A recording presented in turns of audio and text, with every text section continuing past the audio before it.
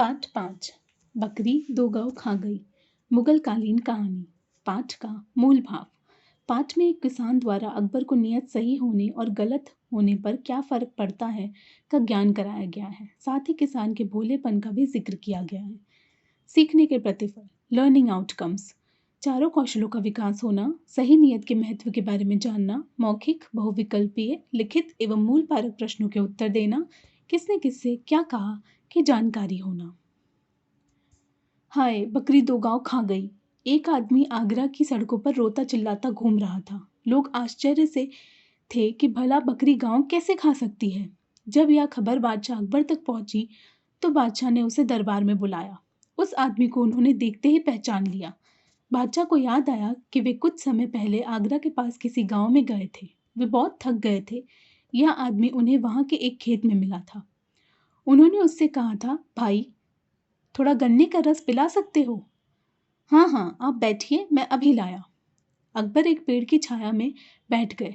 किसान ने खेत में जाकर एक गन्ना तोड़ा और एक बड़े लोटे में रस निकाल कर ले आया। अकबर ने गन्ने का रस पिया तो बहुत खुश हुए। अरे वाह, ऐसा रस तो हमने पहले कभी नहीं पिया। जी, यह सिर्फ एक ही गन्ने का रस था। क्या, एक गन्ने में इतना सारा रस? अकबर को आश्चर्य हुआ। मैं बिल्कुल सच कह रहा हूँ हुजूर। यह हमारे बादशाह की नीयत का कमाल है हुजूर। अगर आपकी नीयत ठीक ना हो तो गन्ने में से रस ही ना निकले। अच्छा, कितना लगान देते हो? जी, लगान तो केवल 25 पैसे ही देना पड़ता है। केवल 25 पैसे? बादशाह ने हैरान होकर पूछा। फिर वो सोचने लगे कि ऐसे रस वाले गन्ने के खेत पर तो अधिक रुपए लगाना चाहिए। फिर उन्होंने कहा, आगरा पहुंचते ही लगान बढ़ा दूंगा। कुछ देर इधर उधर की बातें करने के बाद अकबर ने कहा, अच्छा भाई, चलने से पहले एक लोटा रस और पिला दो। किसान लोटा लेकर खेत पर चला गया। उसने एक गन्ना तोड़ा, लेकिन इस बार लोटा ना भरा। फिर एक के बाद एक 3-4 गन्ने तोड़े और उनका रस निकाला, फिर भी लोटा ना भरा। किसान मुंह लटकाए हुए आया और लोटा बादशाह की ओर बढ़ा दिया। लोटे में थोड़ा सा ही रस था। अरे, क्या बात है, इतना कम रस लेकर आए हो? कुछ नहीं हुजूर, लगता है अकबर बादशाह की नीयत बिगड़ गई है। यह सुनकर अकबर को लगा जैसे किसी ने उन्हें आसमान से जमीन पर पटक दिया। आदमी की नीयत बदल जाने से क्या पेड़ पौधों पर भी असर पड़ता है? उन्हें लगा जैसे एक मामूली किसान एक बादशाह को इंसानियत का पाठ पढ़ा रहा है। जहाँ नीयत अच्छी है वहाँ बरकत होती है।